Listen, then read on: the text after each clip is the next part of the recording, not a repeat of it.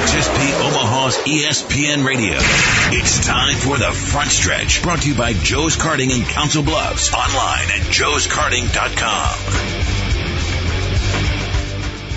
Flying by the seat of our pants, aren't we, boys? You're flying. I'm not. I'm still getting up to speed. This is the Front Stretch, presented by Joe's Karting in Council Bluffs on 23rd Avenue. Booking prices, hours, it's all located online at joeskarting.com. You can give them a call today, 712-256-5278. How's everything going down at Joe's Karting for you guys? I know every time I drive by, at least 5 or 6 cars in the lot. At least. I know Andrew was there Thursday night. Andrew called me. We were loading the car. I thought I'd give him a freebie, that way he can tell everybody how fast he is. The real competition hadn't shown up yet Thursday night, but we'd been doing pretty good. CWS treated us really good, and, we're running on all 8 cylinders with a full head of steam going into July here. That is awesome to hear. Well, coming up in the show, in Turn 4, we're going to talk with Andrew for the infield report. In Turn 3, we're going to call a little bit of an audible because our interview segment we usually work on Wednesday nights when we do our pre-recorded dirt track interview segment had a little bit of an issue because of the heat. Travis Dickey's unable to join us because apparently his feedlot ran out of water. And that's, I think everybody out there knows, it's very important for your feedlot to make sure to be fully hydrated. So he was unable to join us, but we're going to definitely effort him to get him back on this week. Actually, excuse me, now that I look at the interview schedule, I know that it's going to be your dad on this week, Andrew. Joe's going to come on and join us and talk about the Silver Dollar Nationals.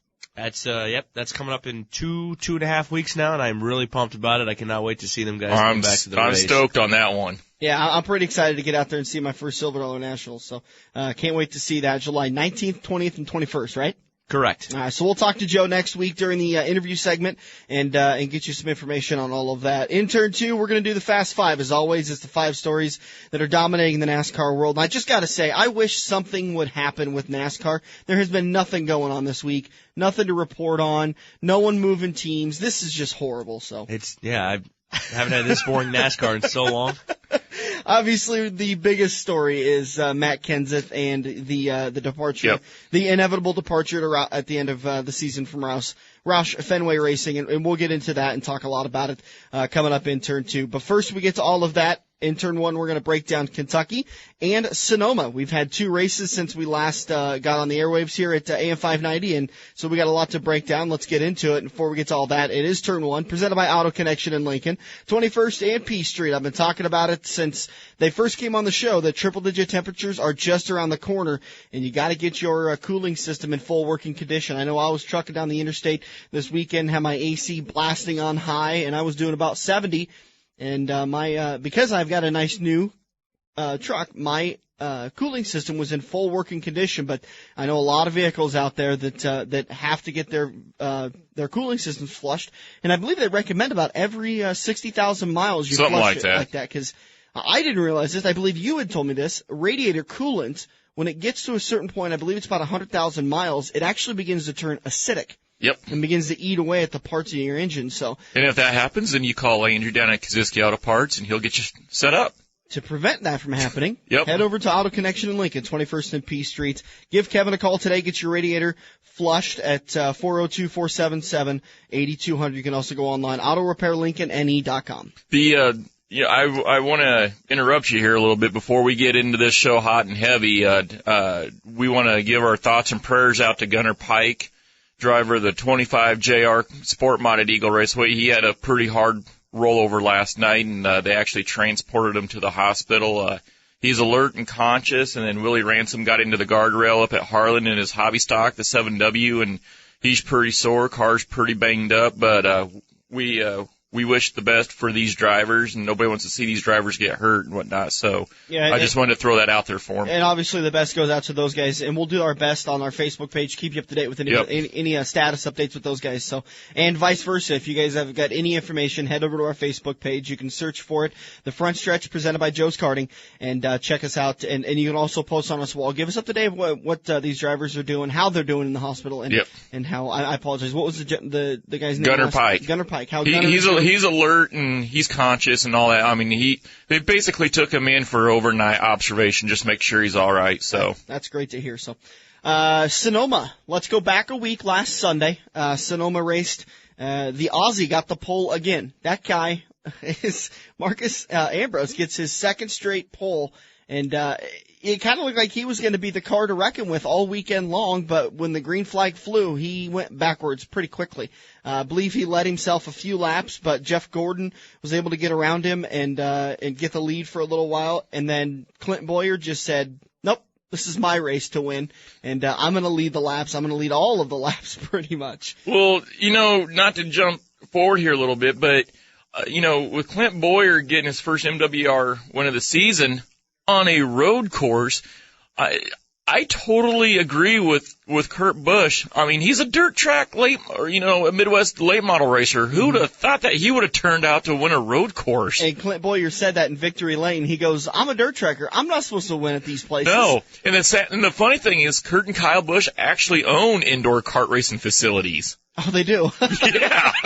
So know that. This is right up Kurt Busch's. Well, I tell you what, and let's turn our attention really quickly to Kurt Busch. What a job he did on Sunday at Sonoma. Not only did he not have much seat time in that car for practice, because he went and raced Road America for the Nationwide Series on Saturday. He left Friday night from Sonoma after the last practice finished up and got the car finally finished up, and then went to Road America and raced on Saturday, flew back to Sonoma, and brought himself home a third place finish, and a very tearful, choked up post-race interview, gave all the credit in the world to his crew and thanked the sponsors that he had, a completely different Kurt Busch than we saw 2 weeks ago, with the issues at, I believe it was at Pocono or Michigan that he had his little spat. Both of them, actually. It was Pocono because he was suspended for Michigan, and then he was back for Sonoma. So, it was maybe great to see Kurt. And maybe that's a sign that this organization is finally getting their feet under him. But great to see those guys have a great finish at Sonoma. I mean, Kurt is known for having a great road course, and I don't remember what lap it was, but he broke something in the back of that car. I believe Tony Stewart said he had a sway bar or something broke in the back of that car, and that it was all over the track. And Tony, in his post-race interview, said, I give that guy all the credit in the world for being able to keep that car in the top 5 and to have a top 3 finish. Yeah, it was great to see him up there finishing at a top 3. I seriously thought he was going to win that race, and when you were talking about how tearful he was and how, I figured, either A, it was because he did good, or, well, B, he just couldn't choke the heck out of some reporter, and it just kind of irritated him, so. Yeah, it was, so he was actually the calm, cool, collect Kurt we've been waiting for a while. Yep. And if that's the guy that can keep coming around, he's going to find himself a ride next year. He's going to find himself some sponsorship, and I think he'll be able to get his career back on track. Clint Boyer did end up winning, leading 71 of the 112 laps. Though it was scheduled for 110, but we had a green-white checkered, 112 laps total for the day. So, Clint Boyer brings it home. First win for Michael Waltrip Racing in 2012. The 6th win for Clint Boyer in his career, and a great little launching point. I know those that they've been looking for that. And look there, the 55 of Brian Vickers finished 4th. So Michael Waltrip Racing had 2 of their 3 cars finishing in the top 5. And Brian Vickers, I mean, he made his way up to the front of the field, got a pit road speeding penalty, and then made his way right back up again. Yep. So great job for Brian Vickers. Well, we've been talking all year. Michael Waltrip is on a tear. I mean, they're not the pushover butt of all joke race teams that we've come to see him be known as in the last 3 or 4 years. And this year, they've really brought the heat. Yeah, they've definitely been due this year for a win, and they finally got it. And congratulations to them, because they would like to. I know they wanted to get it a couple of weeks ago, but they were able to do it. So the only driver that had for Michael Waltrip that wasn't able to have a good day, the 56 car of Martin Truex Jr. And I don't want to call it a bad day because he was caught up in an accident, but he had a top 5 car all day long. He just unfortunately got caught up in a big accident on the final lap. So He only brings it home in 20 seconds. So, hopefully that guy, he can turn it around because he was doing really good at the beginning of the season, but then, it's kind of cooled off these last couple of weeks. Go ahead. Oh, go ahead. Let's turn our attention to Kentucky, the race that just finished up a couple hours ago. And, well, not really a couple hours ago, but it seems like it for as tired as we all are this morning. Jimmy Johnson had the pole, and it was a very hot night in Kentucky. High temperatures on the track and in the cars. Stewart was the first car that had some big issues. Some ignition issues, they thought about it at first, but then it turned out to just be a sensor on the side of the engine. And you had talked about this, and Adrian, I want to talk to you a little bit about it too.